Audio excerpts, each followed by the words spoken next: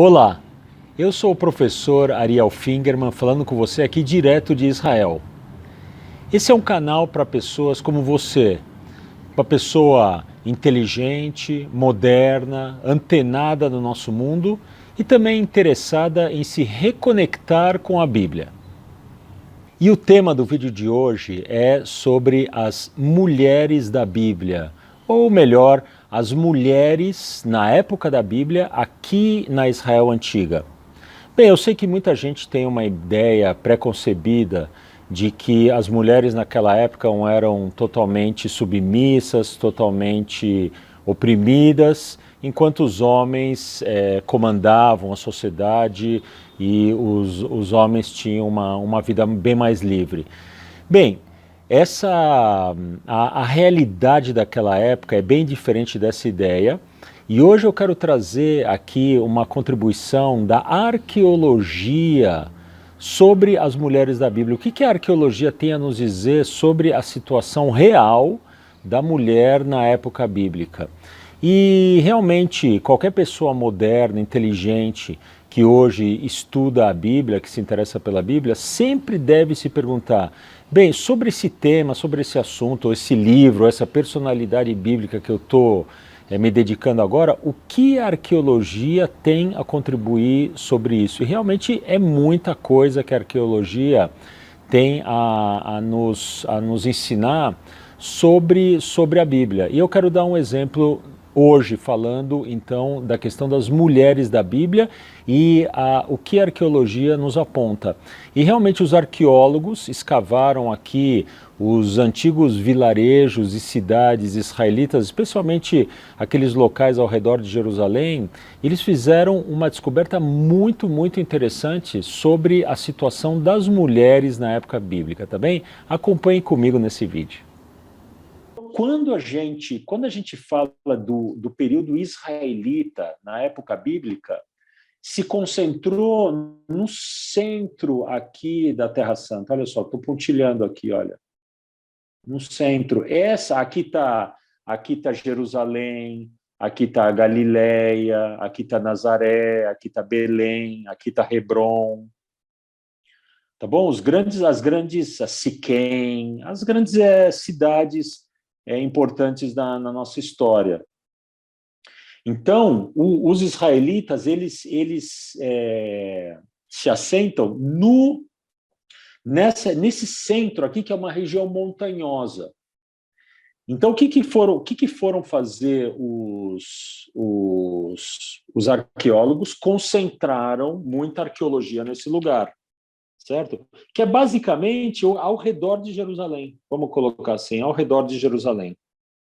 E muito bem, e olha só, e eles notaram o seguinte: eles descobriram que nessa região aqui, eles descobriram, primeiro, 118 pontos em que viviam os israelitas antigos, entre vilarejos e cidades, 118 pontos, e esses lugares foram intensamente escavados. E o que eles encontraram ali é um tipo de casa, um tipo de residência que é chamada típica residência israelita, que é essa aqui. Quer ver? Deixa eu trazer aqui. Olha. Tem uma série de fotos que eu trouxe, algumas eu até tirei aqui. Ó. Essa aqui eu tirei, olha. Olha. O rapaz aqui está dentro de uma casa israelita, já a gente vai entender melhor aqui, mas vocês podem ver que ele está como se diz, num retângulo aqui. Tem um retângulo na frente dele, um retângulo atrás dele e um retângulo horizontal na frente dele, para onde ele está se dirigindo, digamos assim. Então, tem 4 ambientes aqui. Vamos pegar uma outra aqui. Essa aqui eu já peguei já da internet, porque ela nos traz um elemento interessante aqui, olha. Olha só. Então, vocês podem perceber, vocês estão vendo, olha, 1, 2, está meio embaçado, mas vocês estão vendo 1, 2, 3 e 4, a numeração. A típica casa israelita, encontrada nas montanhas ao redor de Jerusalém, é chamada a casa de 2 quartos de 4 quartos israelita. Também a casa israelita de 4 quartos, ou 4 cômodos. Agora, ela era um pouquinho melhor do que isso. Olha, vamos ver aqui. Aqui tem umas ilustrações, e já já vocês vão entender uma coisa bem, bem legal de tudo isso. Olha, essa casa aqui ela se popularizou bastante na época dos juízes, mas também na época da monarquia, época de Davi, de Salomão, também era assim. Olha, aqui a gente está vendo esses ambientes aqui de dentro. Está vendo? São três quartos paralelos e um perpendicular aqui. E vocês estão vendo o seguinte, olha só, aqui é uma boa ilustração, é o seguinte, tinham pilares que davam sustentação a uma madeira em cima onde dormia a família. E embaixo, você pode ver à direita que tem animais, e tem uma série de objetos, que já a gente vai falar, tá vendo? Tem uma ânfora, tal, aqui embaixo. Então, aqui embaixo o pessoal trabalhava. E em cima o pessoal comia e dormia. E também tem uma escada para subir, olha a escada à esquerda aqui. Essa era a típica casa israelita, e tem mais uma, já já a gente vai ver, a gente vai achar na Bíblia isso aqui também, olha só. Aqui, deixa eu mostrar aqui, de fora, tem uma reprodução bonita de tudo isso aqui. Era uma coisa assim, podia ser uma coisa um pouco sofisticada, olha, tá vendo? Mas daqui a gente continua vendo os 3 cômodos perpendiculares e lá para trás desculpa, 3 cômodos paralelos e lá para trás um perpendicular. Essa era a casa israelita. Agora a gente pode... E era sempre assim, essa casa era o padrão. E uma coisa interessante, que se você hoje visita Israel, aqui você percebe o seguinte, que também, até hoje, eu não sei, na verdade isso eu percebi, mas é uma coisa, eu não vi ninguém falando disso, mas é uma coisa que eu percebi, que é uma coisa, porque ela é bastante diferente do que a gente encontra no Brasil. Que é o seguinte, quando o pessoal constrói aqui, até hoje em Israel, vocês estão vendo que constrói o seguinte, constrói um certo edifício e depois replica o mesmo edifício. Quando a gente anda em São Paulo, um edifício é diferente do outro. Quase não tem um edifício igual ao outro. Já aqui em Israel é comum isso, replicar. Olha, os edifícios aqui estão replicados, e quando é casa, estão vendo que está tudo replicado aqui? Eu morei num lugar que todo lugar devia ter umas 10 mil pessoas, todo mundo morava em casas iguais. Que parece, não sei, parece uma coisa da cultura até hoje aqui. E olha só, uma coisa, vejam só que isso é em Jerusalém, olha. Um cenário de Jerusalém, olha só. As casas mais antigas atrás, vocês estão vendo, é tudo igual. E as casas mais novas na frente, também tudo igual. 2 estilos diferentes, mas é replicado. E é interessante, não sei se que é isso, mentalidade e tal, mas a nossa conclusão é o seguinte: os arqueólogos foram naquela região central, aonde os israelitas preferiram se assentar, acharam as casas, os vilarejos israelitas e perceberam que as casas eram todas iguais, que é essa casa de 4 cômodos ou 4 ambientes israelita. Agora, olha agora o que é interessante aqui, olha só. A casa, né, os arqueólogos também perceberam o seguinte, a casa era o foco da economia de um vilarejo. Isso quer dizer o seguinte, cada casa praticamente produzia tudo que a família precisava. Os arqueólogos não encontraram, nesses vilarejos, edifícios da comunidade, edifícios comuns, onde tinham atividades todos juntos. Não, cada casa era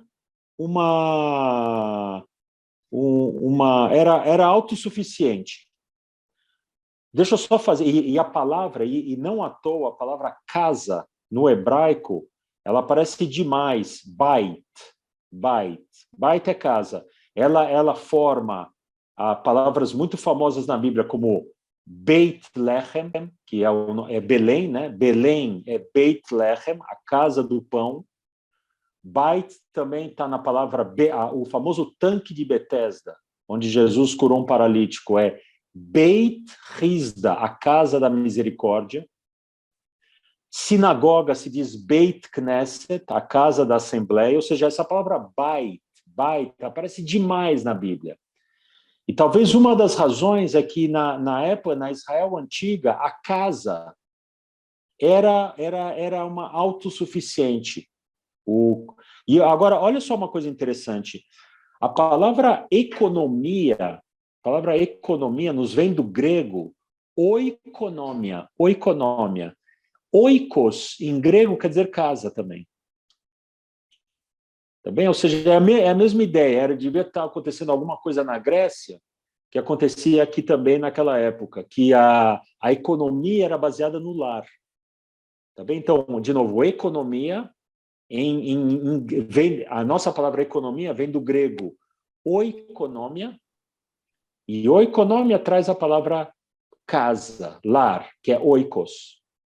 Então, então a gente está falando, e lembrando que hoje em dia você pega um avião e em 1 hora, você sai daqui de Israel e em 1 hora você está na Grécia. Ou seja, são lugares próximos. Ou seja, cada byte, para usar a palavra bíblica, cada byte, cada casa, produzia tudo o que era essencial à existência.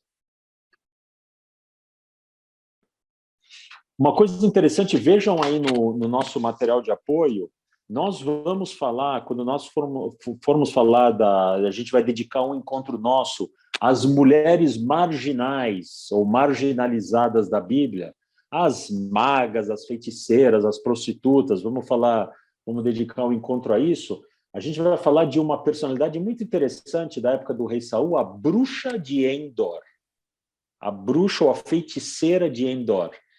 E nós vamos então falar mais dela, uma personalidade bem interessante, mas só para... Vejam aí no material de apoio o que está escrito sobre ela. Olha, ora, a mulher, essa feiticeira, tinha em casa um bezerro cevado, na casa dela, tá vendo? Na casa dela tinha um bezerro, e então aqui a gente está imaginando, já está entendendo essa casa, é literalmente na casa dela. Só antes de continuar, para não me esquecer, é o seguinte, isso é diferente da cultura europeia clássica, em que você tem um celeiro fora da casa, não é? Você tem um celeiro, você tem a casa e você tem um celeiro. Isso na Europa desde o início. Na cultura israelita, não. Você tinha um animal dentro da sua casa. E o animal podia ser até um camelo. Ficava dentro da casa também. Também animais grandes, pode ser os animais clássicos, cabra, ovelha, mas pode ser também uma vaca ou um camelo dentro da sua casa. E esse era o padrão. Na casa de 4 cômodos israelita. Diferente da nossa casa, você fala hoje casa de 4 quartos, você fala, pô, cada um tem o seu...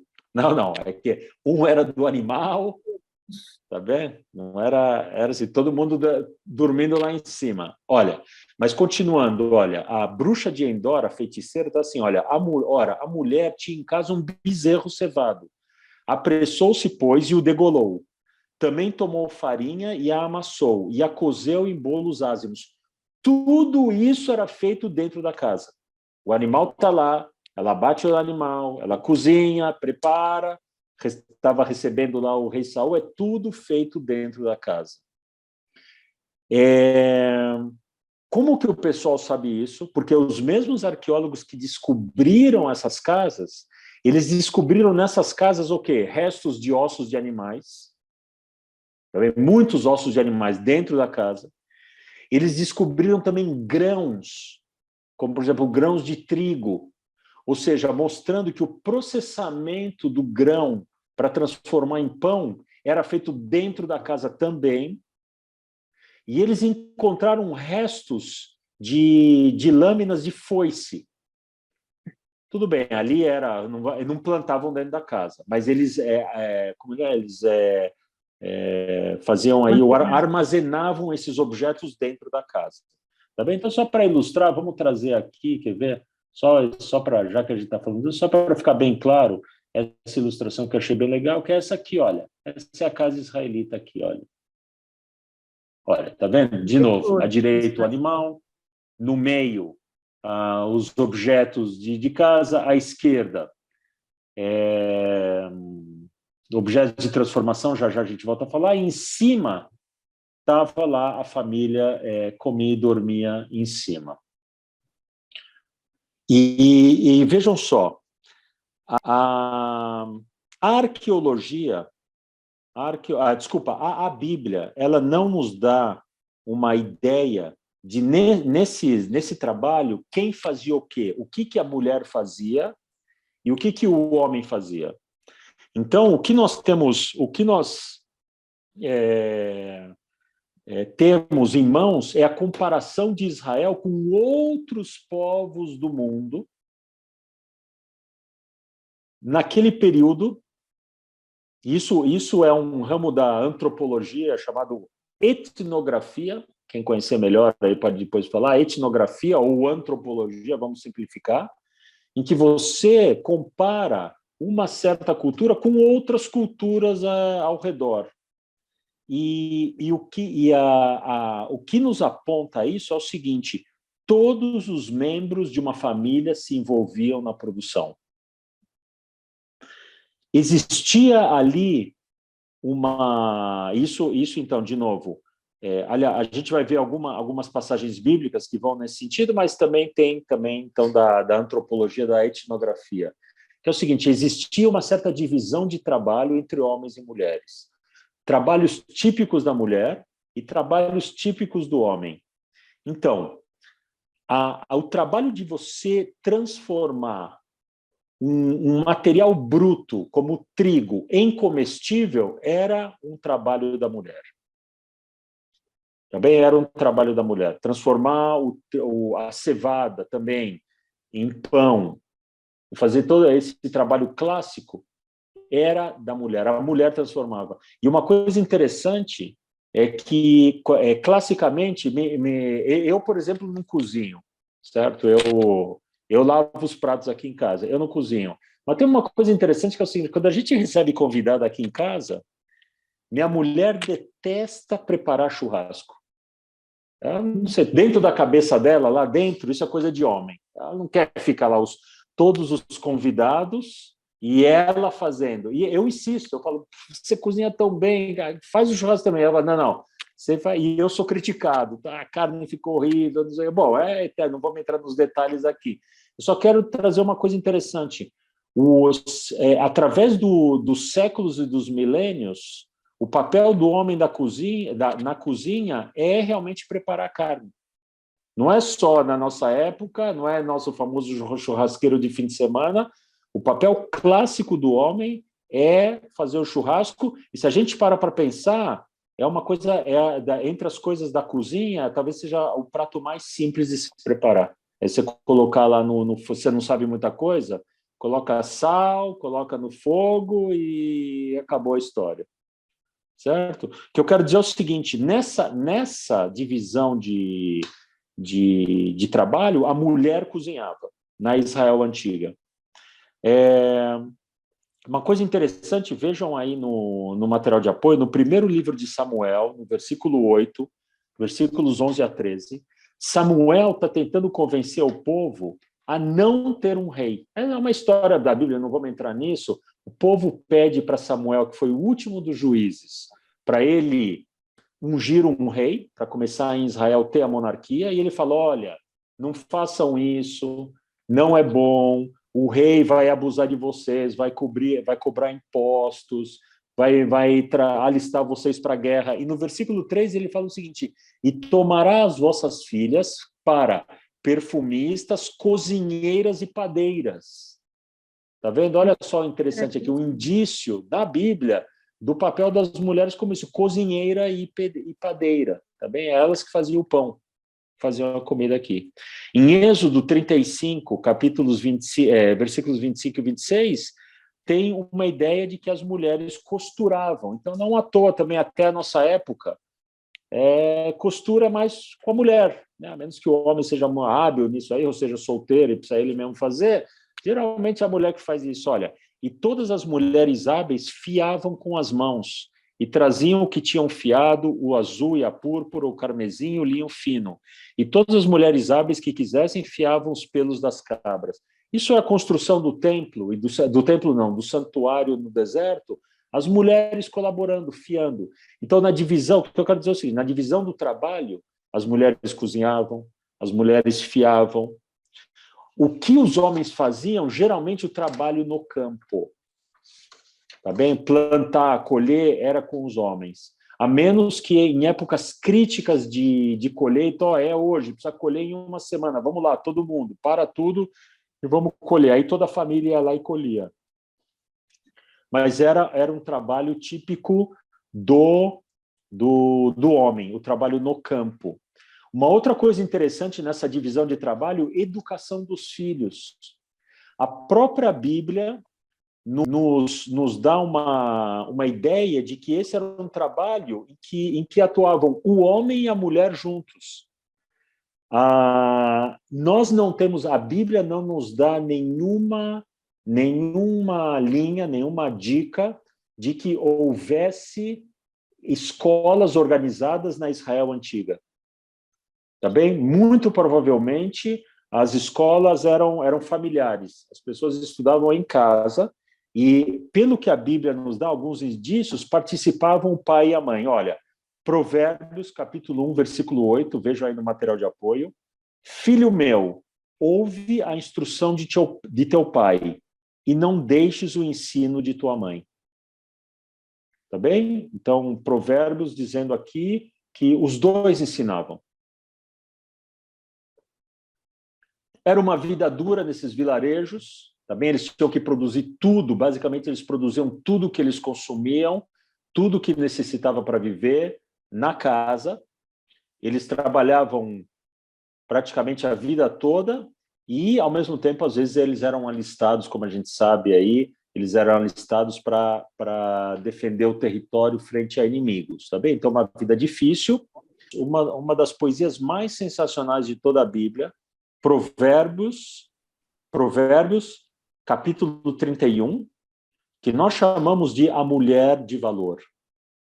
Mas que, como a gente vai ver no hebraico, a gente vai trazer o hebraico e juntos a gente vai entender que a melhor tradução dessa de Provérbios 31, quando aparece lá, é um ode à mulher de valor, na verdade não é mulher de valor, que está escrito em hebraico literalmente é mulher guerreira.